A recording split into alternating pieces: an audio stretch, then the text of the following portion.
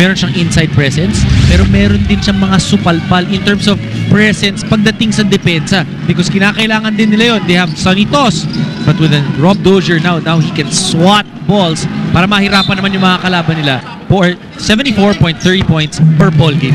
And when you talk about Rob Dozier, may dagdag na kwento si Jessica on Rob Dozier. Jess?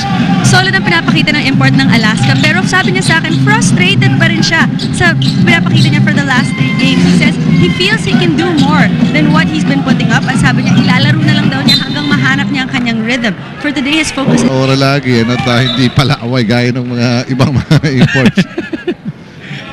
Walang tendency masyado ito si Rob Dozier. But si Rob Dozier, yun nga, maganda na na-realize na yun that last Friday, he gave too much attention dun sa mga referees. Yun ang isa sa mga bagay na talagang mawawala yung focus mo if you do that, because you focus now, ano bang ginagawa ng referees? May tawag ba o wala?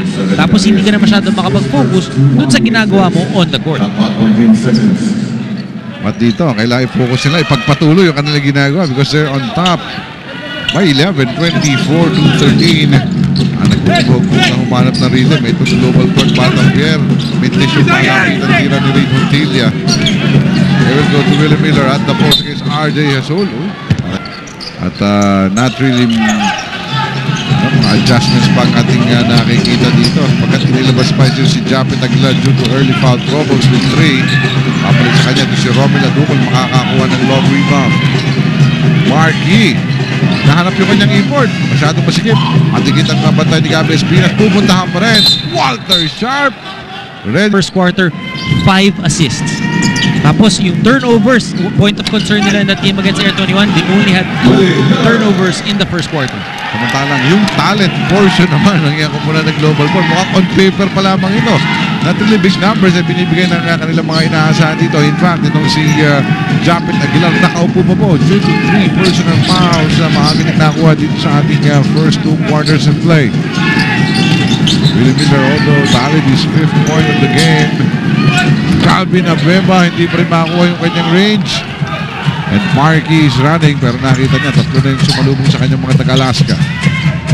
Willie Miller. This time, tatlo ang pumantay. Kailangan ipasa. Marky, babalik. Ray Montilla for 3. Ayaw pa rin. And RJ Hasol will get the rebound. Marky will stop the play. Ayaw na maiwanan sa fast break. Una pa lamang for Marky. But in the last execution of their half-court sets, hindi talaga makapag-execute itong mga taga-global court. You gotta credit the defense of the Alaska Aces. Pinahihirapan talaga. Pati kanina, dininay ni Gabby Espinas yung kanilang import. And then humelp itong si Ontiveros, so they knew where global port was going. Mintis yung tira ni Dondon, pero dalawang offensive rebounds that time. Aldrich Ramos. Nakasundot na si Gabby. May sumundot pa si Aldrich. Para masiguradong pumasok. Offensive rebound by Aldrich Ramos. 2 points for him. Nasabihin ng mga batang coaches, nasa box out doon. Dalawa yung nakasundot sa kumpulan ng Alaska. Samantala, Walter Sharp. Sigip na sigip. Not Sharp in the try. Pagkat na-depensa siya doon ni Aldrich Ramos. Mondo ng Tiberos. Pabalik ito kay Aldrich Ramos sa kanto. Nandun si Walter Sharp. 10 seconds to go. Nagpapras one yung dalawang players na yun. Nakita yung foul doon. Para si Ambero pa yung makuli. At isa lang ibig sabihin nun. Kanina nakita natin yung offensive rebounds ng Alaska Aces, di ba? Pag nag-foul trouble yung malalaki mo, ang mangyayari dyan, papalitan mo ng mas maliliit. Baka mas lalo ka magbigay ng offensive rebounds. Tama, nakikita pa nga natin sa scorer's bench is Will Antonio ready to come in for their import who now has 3 personal fouls. Adukol, nasa itaas. Unfamiliar place for him. Ibigay dito kay Willie Miller. Iikot, double team sa kanya. Hirap na talaga makatira itong mga taga-global port. At ganun naman kadali, bumagsak ang bola sa Alaska. It's Dondon. 3-point shot. Malakas yung kanyang tira. But Gabby Espinas coloring the rebound for a second chance.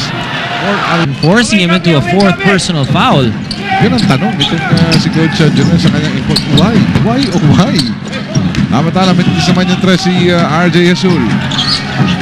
Nasa loob na po itong si Gary David na kukuha naman ang scoring. Wala na silang import dito. And why not? Instant offense. Ni Coach Junel Baculi. So far in today's ball game, Japet Aguilar saddled with 3 personal fouls. Nangiga nga. Nakadagdag na mga puntos dito sa free throw na kukunin na kanyang unang puntos dito po sa ating first half of play. Extended the lead to 11, 29-18. Ganda ng depensa na pinapakita ng Alaska, holding down Global Port to just 18 points. Hindi talaga malaman kung saan susunod. Itong mga taga-Global Port, susubukan nila. Uy, saradong-sarado sa loob.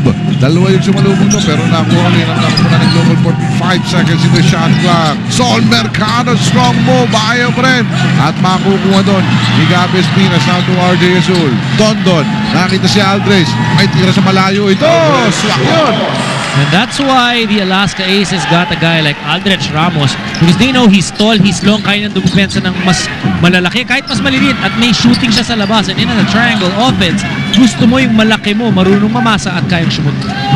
Mintis naman yung tres. Ito si Willie Miller. Lalong lumalalim ang pagkakabaon nitong mga taga-Global Port. Calvin Abueva. Talagang depensa ng Alaska. Mahigpit na mahigpit. Ito, dadagdagan ni Calvin Mintes. Kanya pa rin. Ayaw pang pumasok. At may loose ball na well-rested po itong si Rob Dozier. Sa laki ng kanilang kalamangan ng first quarter, mahagang inilabas ito ni Coach Luigi Trillo.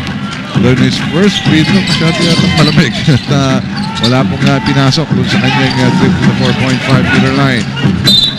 Samantala, siksikan sa loob, offensive foul pa ang makikita. Nararamdaman ng Global Port yung depensa ng Alaska. Dikit na dikit, napopwersa ng manulak ito si Gary David. Maganda yung dinidepensa sa kanya ni RJ Azul. Gusto niya dapat bumakat para mapasahan ng lob pass, but he ended up pushing Azul, natatawagan siya ng foul. RJ Azul now with the leather. Binigyan natin ng mataas na pick. Nagkapalitan mga braso doon. Pero hindi naman sila tumitingin sa isa't isa. Sabi nila, ganda simula actually ni Gary, pero hindi siya napinulo ng mga kampi. Supper na supper, yun ang front line.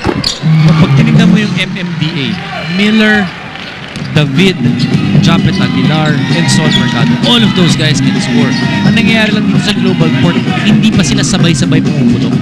Tama dyan, at kailangan mag-gel. Never ko nakita sa isang laro, mag-gel lang yun. Sabay-sabay yung kanilang MMDA. Meron lagi natin nakikita na isa dyan. Samantala, ito si Gary David, siya pa mga offensive rebound. They go to Sol Mercado. Arangkada, nasa pa ni Calvin Abueva. How does it feel though na nakikita mong, lalo na last game, no, ang daming turnovers ng team, how does it feel that you're unable to help them? Well, siguro, syempre, gusto ko na maglaro. Pero knowing the team, siguro they could have done better. Pero siguro, yun lang, parang nagulat. Pero at the same time, maganda rin yung defense na pinakita ng Air 21. So, I think now we're ready and sana maging maganda yung takbo ng game. Thank you, JV, guys. Thank you, Jessica and JV Gacho. So, yun po, magpa-practice na para sa mga fans ng Alaska. Good news! Definitely good news para sa kupunan ng Alaska. Although ito, maganda rin ang balita ng kanyang mga kampe because they're up by 14 points. At patuloy pa kanilang pagransyada rito. Nakapasok kanina si Calvin Abueva, sinagot naman ni Will Antonio. This time, wala. Pero nandun si Rob Dozier sa offensive rebound. Mawawala at makukuha ni Willie Miller. It's Sol Mercado, the Soul Train against 4 defenders. Kinakita kahit apat yung nandun ng taga-Alaska.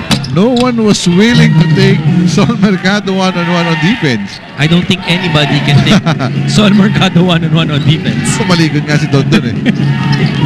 35-24. 11 puntos po yung nananatiling kalamangan ng Alaska. It was highest at 16 points. RJ Azul nakawala. Rob Dozier, Pay TV, yan po ang Hyper. Kaya check nyo na sa inyong mga local cable operators kung available ang Hyper sa inyong mga lugar para mapanood na ang PBA. Samantala, Rob Dozier, pinasok pa rin dalawang free throws. Balik sa 13 puntos ang kalamangan ng Aces. 37-24. Antonio libre sa 3. Ayaw. Balik sa kanya ang bola. Yung kanyang pasa maantala pero makuha ni Gary David sa third round ng 2 puntos. Very important for Alaska. Don't give up easy points for Global Port. Dahil pag nagbigay ka ng easy points, makakabalik itong Global Port ng unti-unti. And once you make them come back, tas may oras pa sila, makakabalik na yung malalaki nitong Global Port. Si Gary David, nakaagaw pa ang Global Port dahil doon sa magandang defense nito si Will Antonio. The ball is back with the black shirt.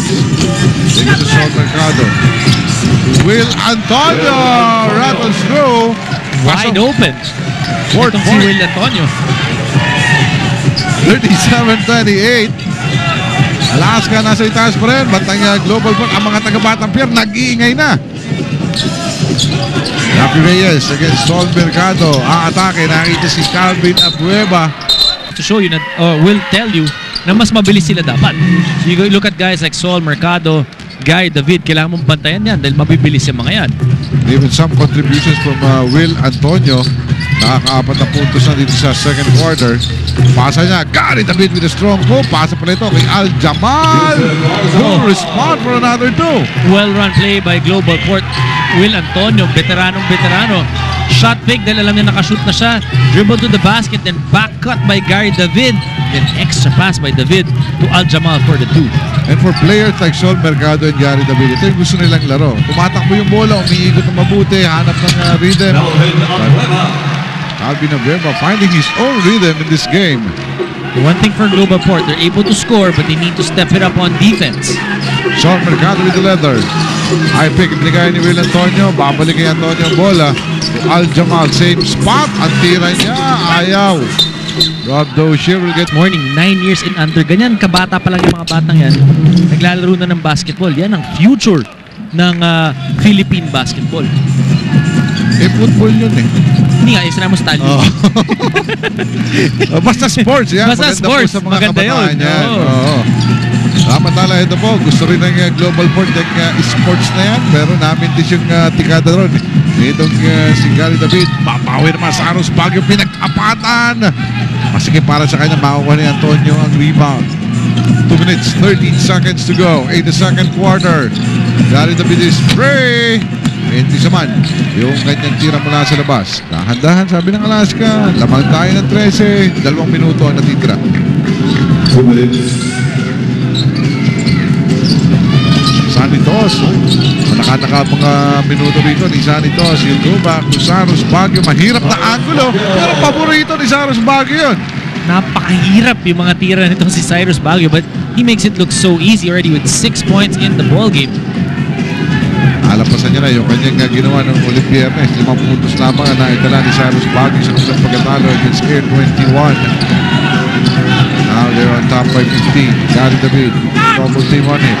Mega Will Antonio, balik kay Gary for 3. Ayaw pumasok. Over the top. So, over the backward. Tawag nga natin yan. Ang bola pupunta naman sa kupunan ng Alaska Aces.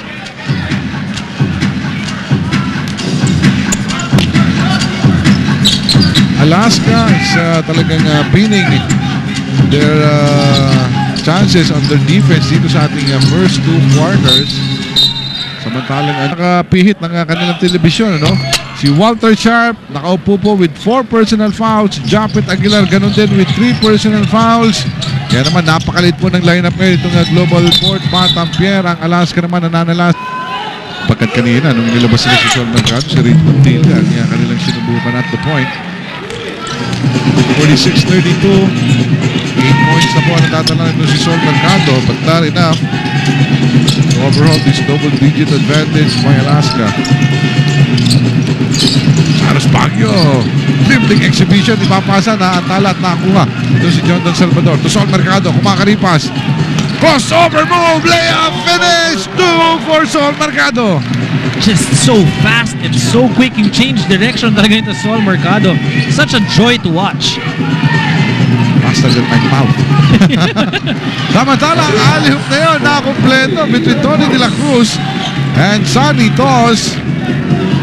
And you like how Alaska is, maganda yung tirang yun ni Sol Mercado pero hindi sila nanilin lang doon.